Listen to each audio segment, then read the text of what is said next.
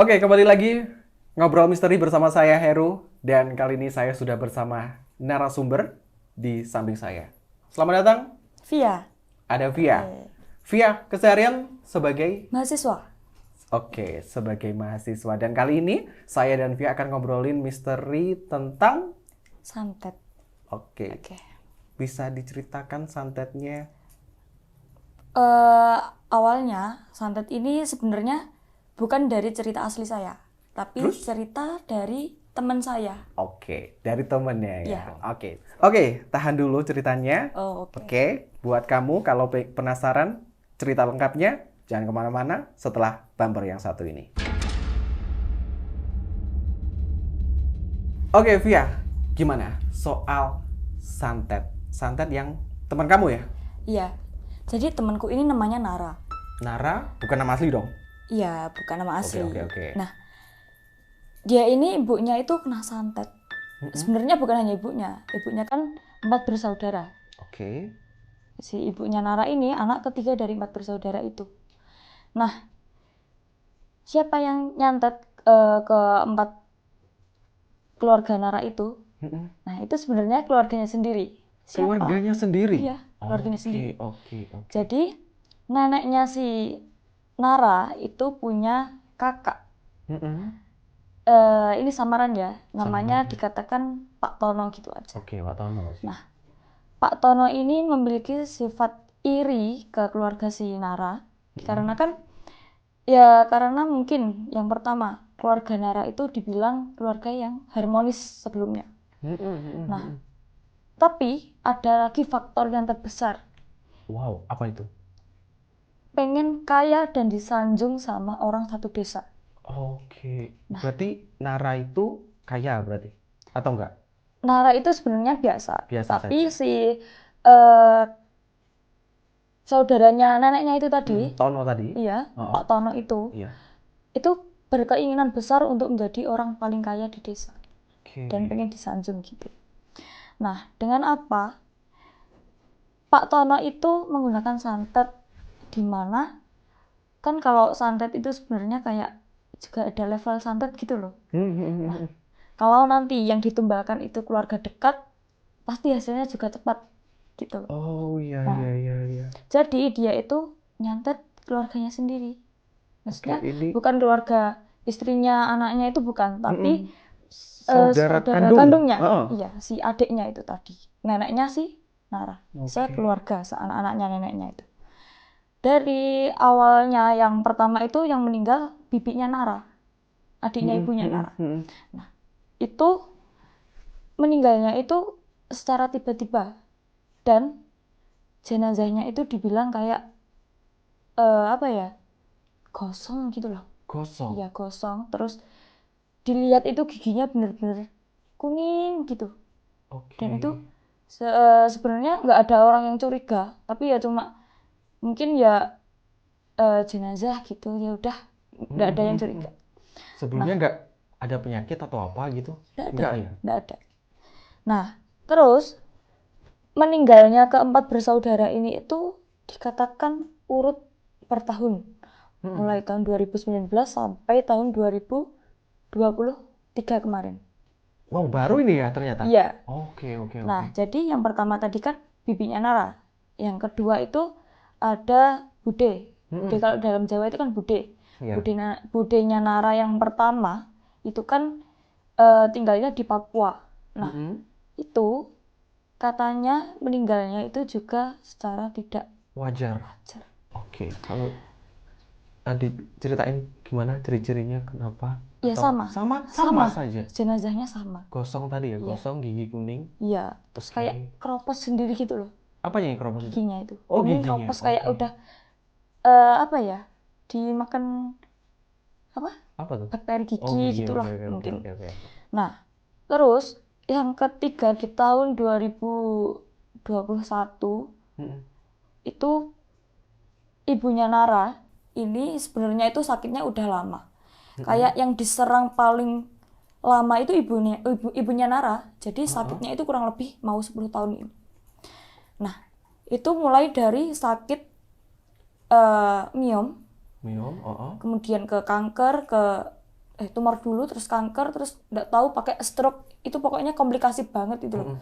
Nah, sampai akhirnya tahun 2023 kemarin, itu yang meninggal itu belum ibunya dulu, tapi si neneknya. Nenek. Oh.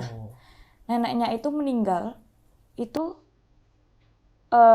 tiba-tiba kayak stroke berapa minggu, kemudian dia itu kayak yaitu mengeluarkan ciri-ciri yang sama. Sama tadi, gosong, terus gigi kuning, Iya, kropos, iya. gitu. Terus kayak badannya itu kecil banget, langsung kurus tiba-tiba gitu loh. Oke. Selain itu kan meninggalnya 1 Ramadan. Nah, ibunya ini meninggalnya itu tanggal 25 Ramadan. Jadi mau hari raya itu malah ibunya meninggal. Kasihan banget sebenarnya ya. Nah, terus ibunya ini sebelum Nara ditinggalkan oleh ibunya, itu tuh Nara sempet bilang ke ibunya, ibu kok kayak gini sih kondisinya, bener-bener 2 minggu sebelum meninggal itu udah nggak bisa gerak karena tadi kena stroke tadi.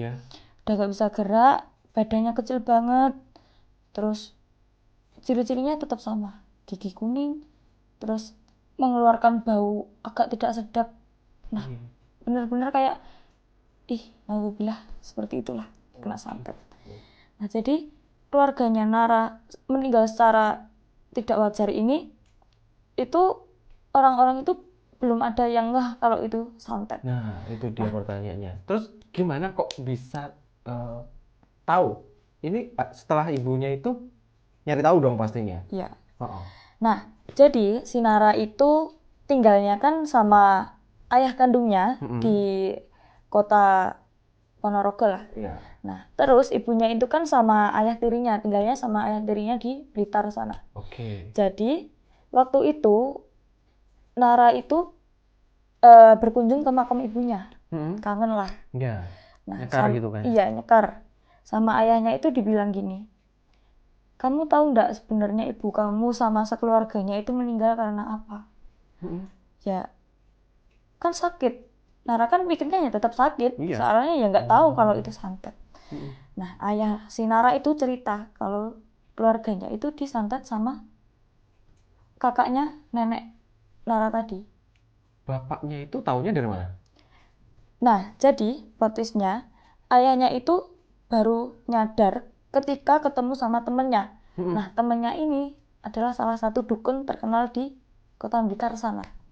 Jadi di daerah Nara itu masih kasarannya kenceng banget sama Klinik gitu ya, dukun-dukun gitu. itu masih kenceng banget di sana.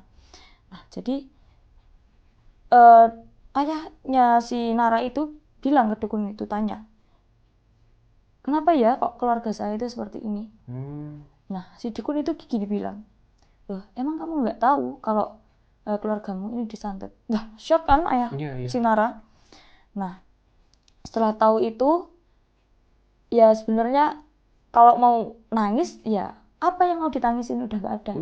Orang ya udah terlanjur, ya mungkin kalau sakit hati, kecewa itu juga pasti ya.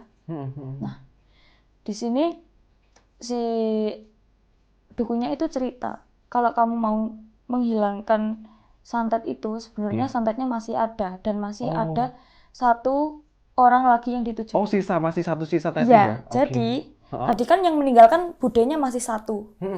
Nah, masih ada 1 bude lagi. Kakaknya ibunya Nara, pas itu yang anak kedua itu. Nah, itu udah mulai terkena sakit. Itu sekarang jadi kena juga? Iya, kena. Tapi alhamdulillahnya ketika dukun itu nyuruh si ayah Nara untuk mencari orang pintar lagi, itu dia itu ayahnya Nara dibilangin sama dukunnya, di bawah pohon mangga di dekat kandang sapi di rumahnya Pak Tono. Tadi, iya. Itu ada 1 kain. Itu di dalamnya ada beberapa rambut milik keluarga si Nara tadi. Iya, tadi yang keluarga 4 orang tadi kan ya? 4 orang. 5 malah. 5? Iya, 5. Kan sekalian neneknya. Oh iya. Nah, itu dibersihin aja, dibawa ke sini, dibawa ke Blitar. Jadi kamu nyuruh tetangganya untuk ngambil itu tanpa sepengetahuan si Tono. Oke. Jadi mungkin itu katanya si Nara ngambil kainnya itu waktu malam-malam. Agar tidak tahu si Pak Iya, Tono Pak tadi. Tono. Oh. Nah setelah itu alhamdulillah dibawa ke ayah Nara. Ayah Nara ngasih itu ke orang pinter.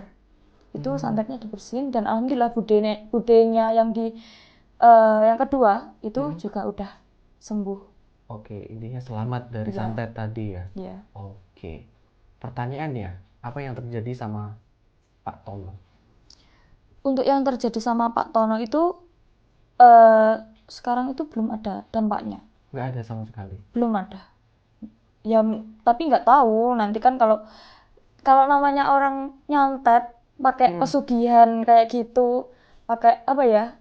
Pokoknya ilmu-ilmu kayak gitu, pastikan nanti kalau tumbalnya udah habis, nanti kan balik ke keluarga Orangnya sendiri. sendiri kan. Ya, Ya, gitu. benar ya. Ya, 2024 ya. 4 Masih ada yang Masih namanya ada yang santet. Mungkin penonton ada yang punya apa ya, pengalaman juga ya namanya santet gitu ya. Mungkin keluarganya atau teman dekatnya, atau mungkin diri sendiri yang merasa sedang terkena santet, bisa komen di kolom komentar. Ya, Via, jadi udah sekarang gimana?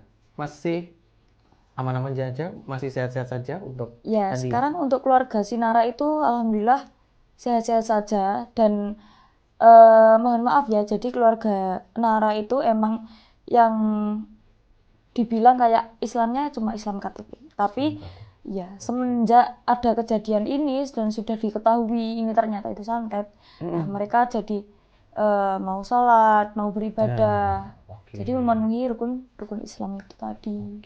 Oke. Ya, itu tadi ya. Sedikit kisah misteri atau kisah mistis yang dialami sama temannya Via ya. Iya. Cukup apa ya? Seram juga ya. Untuk itu santet pesugihan dong maksudnya ya. Iya. Ya udah. Oke.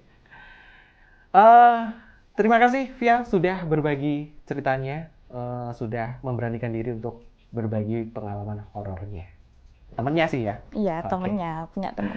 Ya, untuk penonton, terima kasih juga sudah menonton video ini. Bagi yang punya cerita atau pengalaman horor yang ingin dibagikan dan ingin jadi narasumber, silahkan saja hubungi di email kita yang ada di deskripsi ya. Oke, terima kasih dan sampai jumpa di video selanjutnya.